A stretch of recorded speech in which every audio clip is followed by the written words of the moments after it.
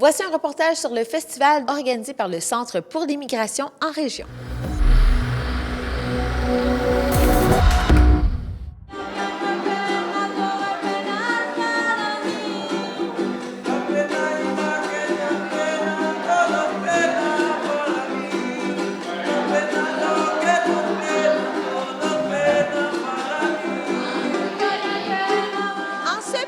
Novembre 2019, on se retrouve à la salle des Chevaliers de Colomb à la Chute pour fêter les morts avec Gabriel Garcia. Donc, décrivez-nous en quoi ça consiste cette première édition de cette fête ici à la Chute.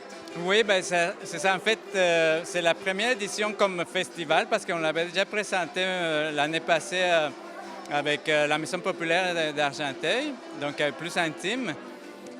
Donc c'est ça, on a vu qu'il y avait un réveillon d'intérêt dans les participants à ce moment-là.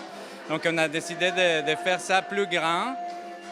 Donc c'est ça, aujourd'hui, comme tu as bien dit, le but c'est de fêter les morts, toutes les personnes qui sont disparues déjà. Donc on l'a fait d'une façon festive avec la musique et tout ça, donc à la façon mexicaine. Donc, comme on avait déjà expliqué, c'est tout un syncrétisme religieux qui est né au Mexique à partir des cultures autochtones, puis le mélange avec les cultures européennes qui se sont installées par la suite, donc la culture espagnole. Donc, c'est un syncrétisme religieux entre les croyances qu'avaient les anciens autochtones du Mexique, donc les Aztèques, Mayas et tous les autres peuples.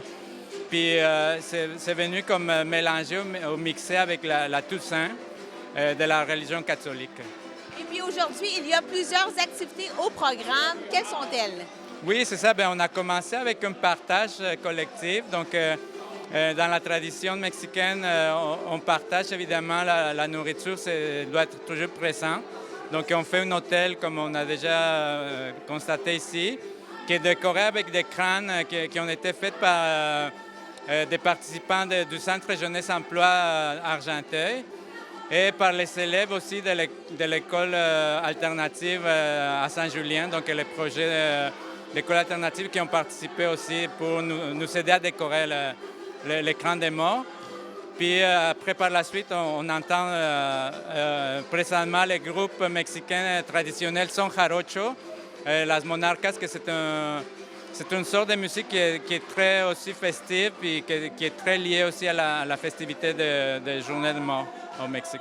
Il y aura également une parade qui va débuter à 20h environ, qui débute ici même et vous allez vous rendre jusqu'au Parc Baron. Oui, c'est ça. On va essayer de défier la température.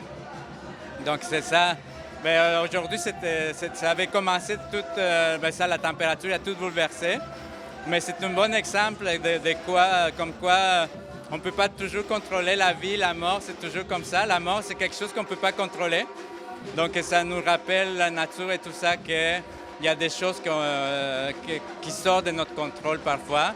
Mais c'est sûr que ça vient comme nous sortir de notre zone de confort. Mais là, petit à petit, je pense que la soirée a commencé à prendre son élan. Puis là, c'est ça maintenant, je pense qu'on est tous bien. Puis là, j'ai eu le temps de me maquiller aussi avant l'entrevue. Donc voilà, je pense qu'on va essayer de défier la mère nature pour les personnes. J'espère qu'elles vont être quand même partantes pour aller faire un petit tour au Parc Baron. Il y a également un concours de déguisement. Oui, c'est ça, il y a un concours de déguisement. Donc on a invité à toute la population, les participants, de venir partager la nourriture, évidemment, mais aussi partager la passion. Nous, au Mexique, on est vraiment passionnés par ça. Donc, on essayait de transmettre cette passion. Puis je pense que ça marchait. J'ai vu passer, il y a beaucoup de bons déguisements c'est ça, les participants et participantes. En compagnie de Sophie Stella Boivin, on est présentement à la fête des morts en ce 1er novembre. Sophie, en fait, quel est ton rôle ce soir pour cette fête? Ce soir, je suis juge pour le concours de costumes. Et puis, pourquoi est-ce que tu as accepté de prendre part à, justement, d'être juge? Je trouve que c'est des belles traditions à célébrer. Et en plus, je connais Gabriel et je trouve que c'est une belle manière de s'impliquer dans d'autres cultures dans notre région. Il y a 2 autres personnes qui font partie de ce comité, donc, du jury. Qui sont-elles? Oui, Catherine Bossé et Julie Vigneault qui sont juges avec moi. Et donc, ce soir, toi, est-ce que tu as eu la chance de regarder? Est-ce que comment ça se déroule là, jusqu'à maintenant, les maquillages? Oui, il y a plein de maquillage, il y a plein de gens déguisés. Donc là, je fais une première inspection au départ. Il y a des gens qui se sont bien... Tu vois qu'ils ont passé beaucoup de temps à se déguiser et à faire quelque chose d'original.